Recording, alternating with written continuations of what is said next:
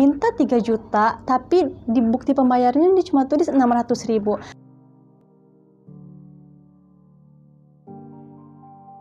Assalamualaikum semua. Jangan lupa subscribe di Firas Hashir. Assalamualaikum. Hai, balik lagi bareng Emma di channel Firas Hashir. Hai semuanya, apa kabar? Emma doakan semoga dalam keadaan sihat walafiat dimanapun kalian berada, sentiasa dalam lindungan dan rahmat Allah Subhanahu wa Ta'ala. Amin. Video kali ini kita akan masuk ke dalam segmen sabar, yaitu sharing bareng. Emma akan share mengenai syarat dan dokumen lengkap menikah dengan warga negara asing, terutamanya untuk Malaysia ya, soalnya kan Emma sendiri menikah dengan warga negara Malaysia. Tapi sebenarnya syarat ini general untuk semua warga negara asing. Tapi sebelum Emma lanjutkan lagi mengenai syarat dan dokumen menikah dengan warga negara asing, jangan lupa yang belum subscribe, tolong tekan tombol subscribe-nya dan tekan lonceng notifikasinya ya. Dan untuk yang baru bergabung di channel ini, hai, selamat datang, salam kenal dari Emma. Jom kita lanjut kepada pembahasan kita, yaitu 12 syarat dan dokumen lengkap menikah dengan warga negara asing atau WNA. Emma akan membahas dasar hukumnya, yaitu ada 4 dasar hukum. Yang pertama, Undang-Undang Nomor 1 tahun 1974 tentang perkahwinan. Yang kedua, Undang-Undang Nomor 22 tahun 1946 tentang pencatatan nikah. Yang ketiga, PP Nomor 9 tahun 1975 tentang pelaksanaan Undang-Undang Perkahwinan. Dan yang terakhir, nomor 4, yaitu KHI, Kompilasi Hukum Islam Nomor 1 tahun 1991. Dalam Kompilasi Hukum Islam, Pasal 7 ayat 1 menyatakan bahwa perkahwinan hanya dapat dibuktikan dengan akta nikah yang dibuat oleh pegawai pencatat nikah. So, kalau pernikahan itu tidak dicatatkan di KUA atau kantor urusan agama, maka statusnya tidak diakui secara sah oleh negara, yaitu dipanggil nikah bawah tangan atau nikah siri. So, penting sekali pernikahan itu harus dicatatkan, apalagi melibatkan 2 negara. Jadi dua-dua negara tersebut harus diakui secara sah dan secara undang-undang. Nah, dalam hal ini masih ramai di kalangan masyarakat, terutamanya di Indonesia, pasangan suami istri yang melakukan pernikahan secara agama tapi belum didaftarkan ke kantor KUA atau belum dicatatkan. Pentingnya mendaftarkan pernikahan secara agama dan juga diakui oleh undang-undang, yaitu untuk kemaslahatan untuk masa depan nanti anak-anak kita. Oke, kita lanjutkan tadi kepada pembicaraan yang pertama yang kita mau bahas, yaitu 12 syarat dan dokumen menikah dengan WNA. Yang pertama yaitu surat pengantar dari RT dan RW setempat, atau di Malaysia kita panggil ketua kampung. Nah, kedua yaitu formulir N1, N2 dan N4. Nah, formulir ini kita bisa mendapatkannya dari kelurahan atau kecamatan. Oke, yang ketiga yaitu formulir N3. Nah, formulir N3 ini khusus untuk yang mau menikah di KUA. Jadi kalau kita mau menikah di masjid atau di rumah, jadi nggak perlu ada formulir N3 ya. Oke, yang seterusnya yaitu yang keempat, fotokopi KTP atau IC. Yang kelima yaitu fotokopi KK. atau kartu keluarga. Nah, yang keenam yaitu fotokopi akte kelahiran atau sijil lahir kalau di Malaysia. Ketujuh yaitu data orang tua WNI atau kedua orang tua mempelai warga negara Indonesia. Nah, yang kedelapan yaitu buku nikah orang tua, tapi ini khusus untuk anak pertama seperti Emma. Jadi kalau anak kedua dan seterusnya enggak perlu memerlukan buku nikah orang tua. 9 data 2 orang saksi pernikahan dan juga KTP-nya, fotokopi KTP saksi ya. Ke-10 gambar 2x3 4 lembar dan 4x6 4 lembar. Fotonya foto yang resmi ya, seperti foto untuk KTP atau juga paspor. Nah, yang ke-11 yaitu bukti pembayaran PBB. Yang ke-12 yaitu fotokopi keterangan vaksin tetanus. Sekarang kita lanjutkan untuk persyaratan dan dokumen yang harus disiapkan WNA-nya. Nah, apa aja dokumen yang harus disiapkan oleh WNA-nya? Yang pertama yaitu CNI. CNI ini merupakan surat keterangan dari kedutaan besar negara yang bersangkutan. Kalau suami Emma yaitu dari Kedubes Malaysia yang ada di Jakarta, yang ada di Kuningan. Surat keterangan yang menyatakan tidak ada halangan untuk menikah. Maksudnya kebenaran untuk menikah.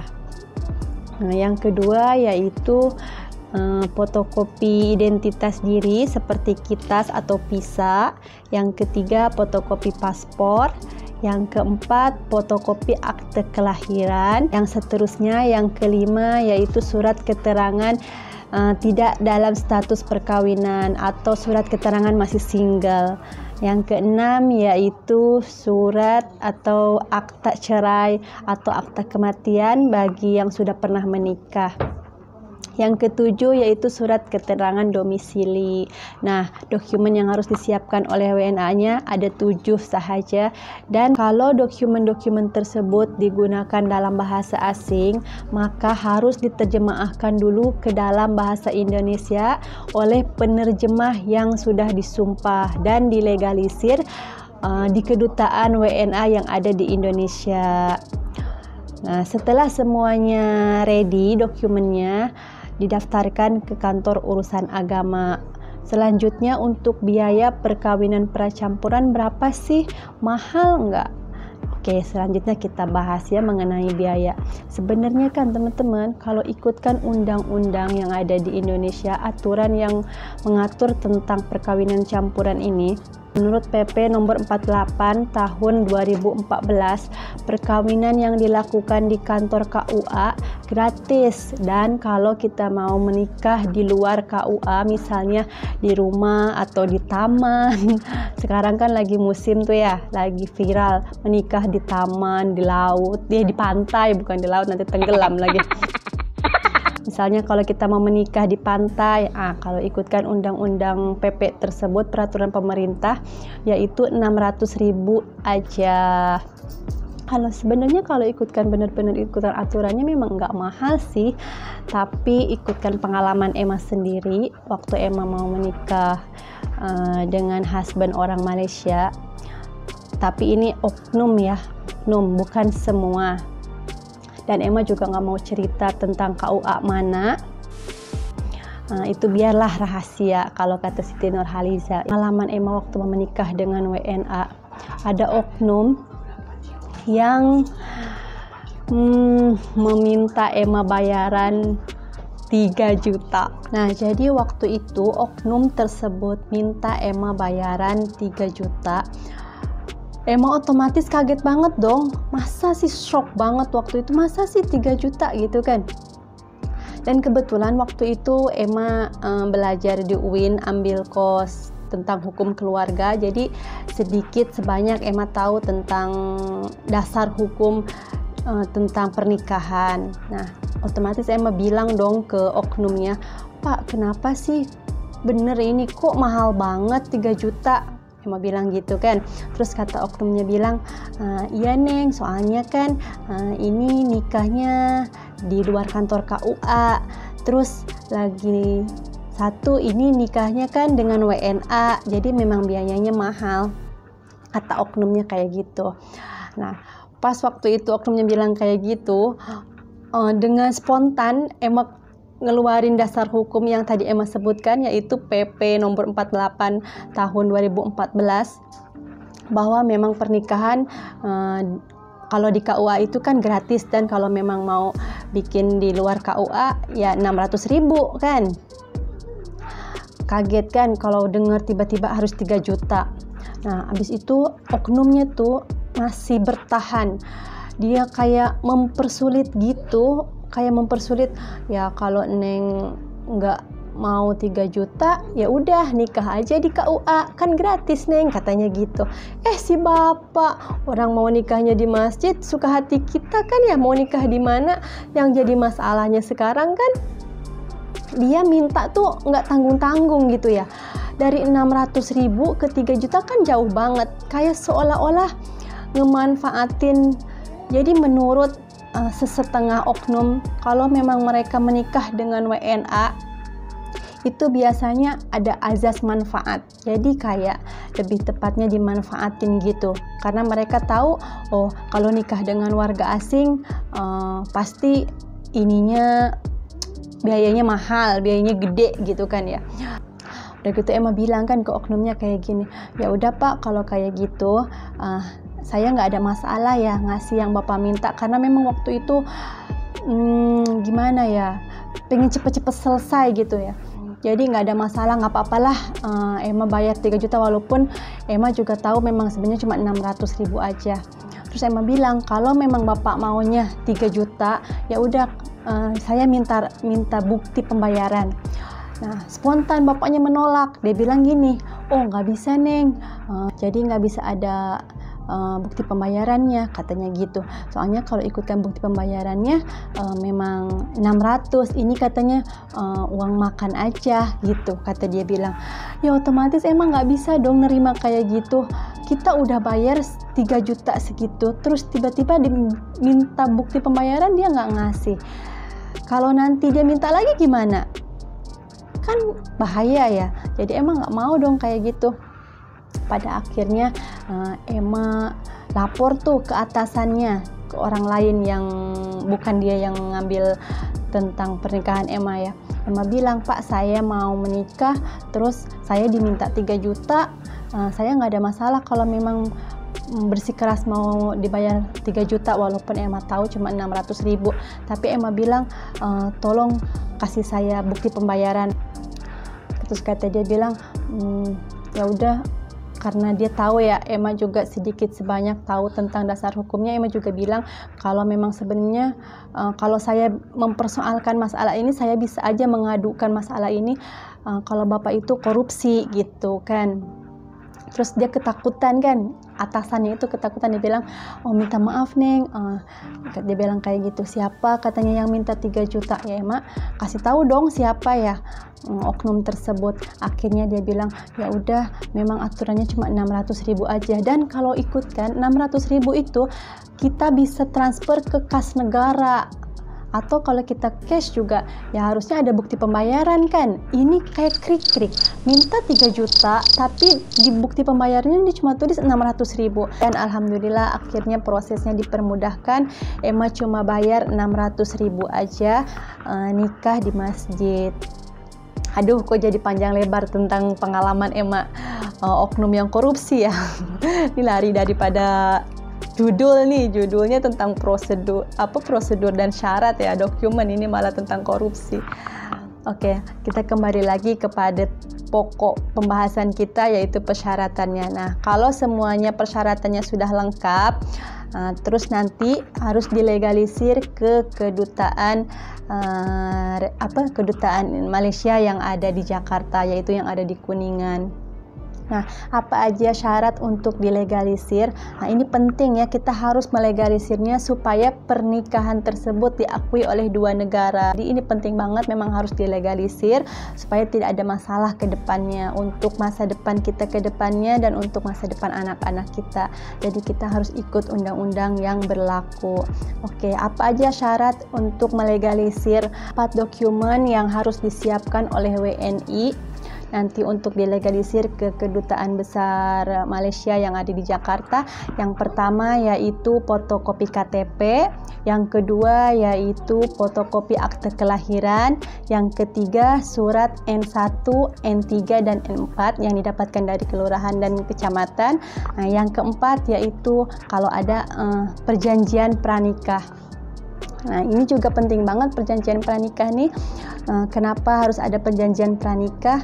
Supaya nanti kalau apa-apa terjadi, na'udzubillahi min dzalik, kita boleh refer balik kepada perjanjian pranikahnya. Kalau selama 6 bulan berturut-turut tidak diberikan nafkah, maka jatuh talak. Nah, misalnya seperti itu. Atau kalau suami masuk penjara, misalkan bisa jatuh talak. Nah, itu bisa dimasukkan di dalam perjanjian pranikah, ikut kesepakatan antara calon suami dan calon istrinya. Itu aja 4 dokumen yang harus disiapkan oleh WNI untuk dilegalisir ke Kedutaan Malaysia yang ada di Jakarta. Nah, selain menyerahkan dokumen 4 tadi, kadang-kadang ada juga nanti interview dari pegawai Kedutaan Malaysia yang ada di Jakarta. Tapi nggak semua sih, nggak wajib. Kadang-kadang ada yang interview, kadang-kadang nggak ada interview.